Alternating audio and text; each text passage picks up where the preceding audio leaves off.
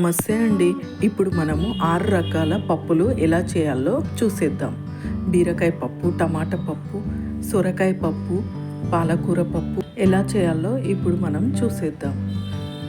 ముందుగా మనము సొరకాయ పప్పు ఎలా చేయాలో చూసేద్దాం.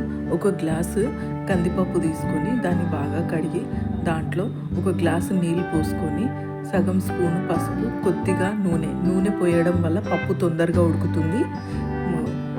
పసుపు, అల్లం వెల్లిగడ్డ పేస్టు, కొద్దిగా నూనె, 2 మిరపకాయలు, ఒక 3 టమాటాలు కట్ చేసి వేసుకొని ఒక గ్లాస్ నీళ్ళు పోసి ఒక 2 విజిల్లు వచ్చే వరకు ఉడికించుకొని దాంట్లో మనం కట్ చేసుకున్న దోసకాయ ముక్కలు, చింతపండు రసము, ఒక నిమ్మకాయ సైజు చింతపండు నానబెట్టుకున్నాము, చింతపండు రసము, ఒక స్పూను పచ్చిమిరపకాయల పేస్టు, ఒక 20 మిరపకాయలను మిక్సీకి వేస్తే ఒక స్పూను మిరపకాయల పేస్ట్ అయ్యింది. ఇప్పుడు పోపు పెట్టేసుకుందాము. ఆవాలు, జీలకర్ర, ఎండుమిరపకాయలు, కరివేపాకు వేసి ఒక 2 స్పూన్ల నూనె పోసి పోపు పెట్టేసుకొని దీంట్లో వేసి కలిపేసుకోవడం. మిరపకాయల పేస్ట్ చేసేటప్పుడే మిరపకాయలలో ఉప్పు వేసి పేస్ట్ చేసాము, అందుకే దీంట్లో ఉప్పు వేయలేదు. అంతే, దోసకాయ పప్పు రెడీ. ఇప్పుడు పాలకూర పప్పు ఈజీగా ఎలా చేయాలో చూసేద్దాం. ముందుగా ఇలా కందిపప్పు, శనగపప్పు తీసుకోండి. దీంట్లో లవంగాలు వేసుకోవడం వల్ల మనకు పురుగు అనేది పట్టదన్నమాట. పప్పులో కొన్ని లవంగాలు, ఒక గుప్పెడు లవంగాలు వేసుకోండి. పప్పులలో వేసుకుంటే మనకు పురుగు పట్టదు పప్పు. అయితే 2 గ్లాసుల కందిపప్పు, ఒక సగం గ్లాసు శనగపప్పు వేసి నీళ్ళు, ఒక గ్లాసు నీళ్ళు పోసి కొద్దిగా పసుపు వేసి ఉడికించుకోండి. ఆ పైన ఉన్న పొంగును తీసేసేయండి. ఇప్పుడు మనము పాలకూరను పసుపు, ఉప్పు వేసిన నీళ్ళల్లో కడుక్కున్నాము. కడిగి మళ్ళీ ఫ్రెష్ నీళ్ళల్లో కడిగేసుకొని ఆరబెట్టుకోండి. అంతలోపు మనము నిమ్మకాయ సైజు చింతపండుని బాగా కడిగి దీంట్లో వేసేసుకోండి పప్పులో. దాంట్లో మునగాకు పొడి కూడా ఉంది మా దగ్గర. మునగాకు పొడి కూడా ఒక స్పూను మునగాకు పొడి, ఒక స్పూను కారం పొడి, ఒక స్పూను ఉప్పు, దొడ్డుప్పు వేసాము, కల్లుప్పు, మీ ఇష్టం సన్నుప్పు కూడా వేసుకోవచ్చు. ఈ విధంగా ఆరబెట్టిన పాలకూరను సన్నగా కట్ చేసి దాంట్లో వేసేసుకోండి. ఈ విధంగా వేసుకోండి. మునగాకు కూడా మనము ఆరబెట్టేసుకోవాలి. ఆకును తీసుకొచ్చి ఫ్యాన్ కింద ఆరబెట్టేసుకొని పౌడర్ చేసి పెట్టుకున్నాము. అది చాలా హెల్దీ కదా, మన ఆరోగ్యానికి కూడా చాలా మంచిది. కాల్షియం చాలా ఉంటుంది మునగాకులో, అందుకనే ప్రతి కర్రీలో మేము వేసుకుంటాము. ఇప్పుడు పప్పులోకి పోపుకి ఆవాలు, జీలకర్ర, ఎండుమిరపకాయలు వేసుకొని కొద్దిగా మెంతులు కూడా వేసుకోండి. ఒక 4-5 ఇత్తులు వేసుకోండి. మెంతులు టేస్ట్ బాగుంటుంది కాబట్టి. ఈ విధంగా పోపు పెట్టేసుకొని పాలకూరను రుద్దేసుకొని దాంట్లో పోసేసుకోవడం. అంతే, పాలకూర పప్పు రెడీ. పాలకూరను పసుపు నీళ్ళల్లో కడిగి కట్ చేసాము, ఎందుకంటే దాంట్లో పోషక విలువలు పోకుండా ఉండడానికి ఈ విధంగా కట్ చేసుకోవాలి. ఇప్పుడు సొరకాయ పప్పు ఎలా చేయాలో చూసేద్దాం. ముందుగా మనము సగం సొరకాయను తీసుకుందాము. ఒక గ్లాసు శనగపప్పు, దాన్ని బాగా కడిగి స్టవ్ పైన ఒక 5 నిమిషాలు ఉడికించుకోండి. ఇప్పుడు నిమ్మకాయ సైజు చింతపండు తీసుకొని దాన్ని చిన్న చిన్న ముక్కలుగా చేసుకోవాలి. దానిపైన ఉన్న బొచ్చే, నారలు అవన్నీ తీసేసి చిన్న చిన్న ముక్కల్లా చేసుకొని దాంట్లో వేసుకోండి. నిమ్మకాయ సైజు చింతపండు కంటే కొంచెం తక్కువనే వేసుకోండి. ఈ విధంగా చిన్న ముక్కలు చేసుకొని బాగా కడిగి సొరకాయ పప్పులో వేసుకోవాలి. ఇప్పుడు మనం సొరకాయను పెద్ద పెద్ద ముక్కల్లో కట్ చేసుకోవాలి, మరీ పెద్దగా కాదు.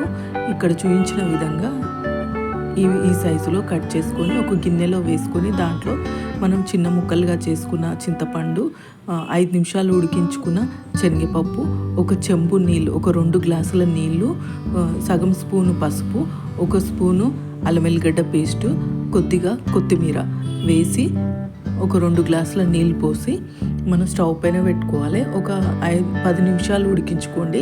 10 నిమిషాలు ఉడికాక దాంట్లో ఒక స్పూను పచ్చిమిరపకాయల పేస్టు, ఒక స్పూను ఉప్పు వేసి బాగా కలిపి ఒక 5 నిమిషాలు ఉడికించుకోండి. అంతలోపు మనం పోపు పెట్టేసుకుందాము. దాంట్లో ఆవాలు, జీలకర్ర, ఒక 2 స్పూన్ల నూనె, సగం స్పూను ఆవాలు, సగం స్పూను జీలకర్ర, 4 ఎండుమిరపకాయలు, కొద్దిగా కరివేపాకు వేసి పోపు పెట్టేసుకొని దీంట్లో వేసి కలిపేసుకోండి. అంతే, సొరకాయ పప్పు రెడీ.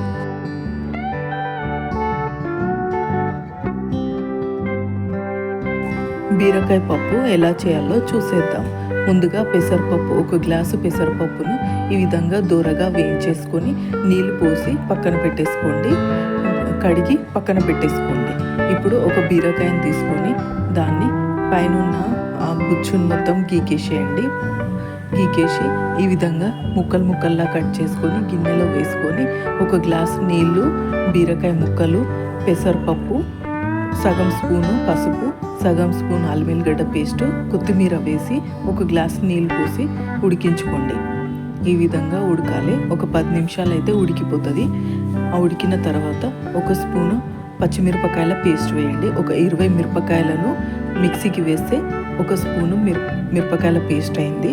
అది వేసేయండి. కొద్దిగా ఉప్పు వేసి ఉడికించుకోండి. ఒక 5 నిమిషాలు ఉడకంగానే దీంట్లోకి పోపుకి ఒక 2 స్పూన్ల నూనె, దాంట్లో సగం స్పూను ఆవాలు, సగం స్పూన్ జీలకర్ర, ఒక 4 ఎండుమిరపకాయలు, ఒక రెమ్మ కరివేపాకు ఇవన్నీ వేసి పోపు పెట్టేసుకొని దీంట్లో వేసి కలిపేసుకోండి. అంతే, బీరకాయ పెసరపప్పు రెడీ.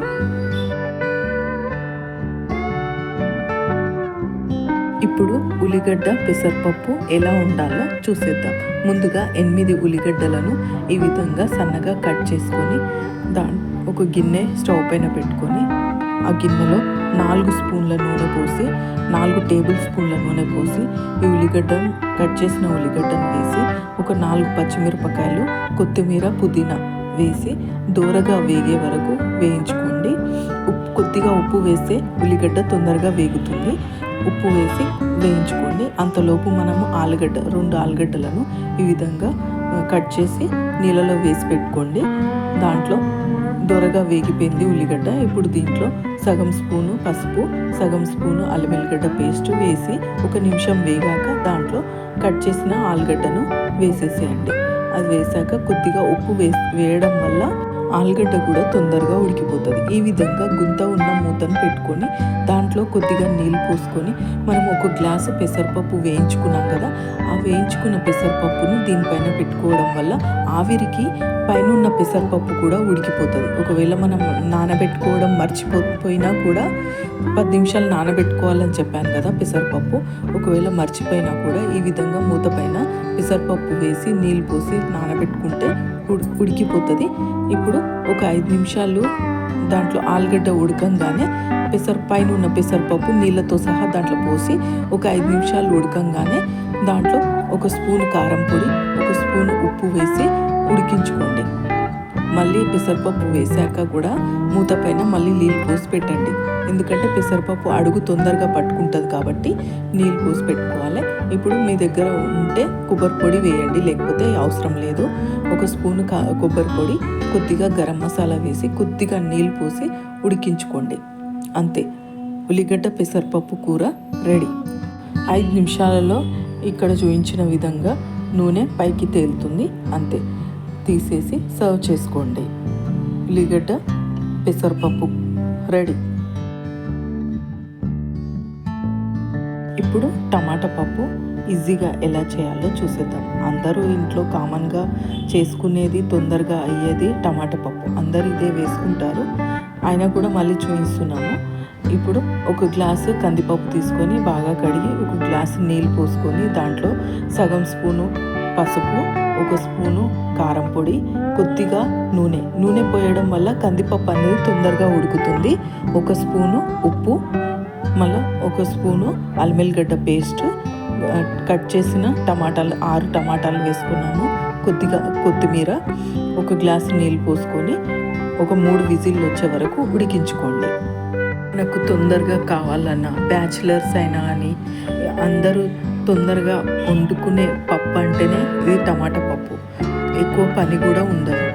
ఈ విధంగా 3 విజిల్లు వచ్చాక రుద్దేసుకొని దీంట్లో పోపు పెట్టేసుకుందాము. ఒక 2 స్పూన్ల నూనె పోసుకొని దాంట్లో సగం స్పూను జీలకర్ర, సగం స్పూన్ ఆవాలు, 4 ఎండుమిరపకాయలు, కొద్దిగా కరివేపాకు వేసి పోపు పెట్టేసుకొని దీంట్లో వేసి కలిపేసుకోండి. అంతే, టేస్టీ టమాటా పప్పు రెడీ. ఆ వీడియో కనుక మీకు నచ్చినట్లయితే లైక్, షేర్, కామెంట్, సబ్స్క్రైబ్ చేసుకోండి.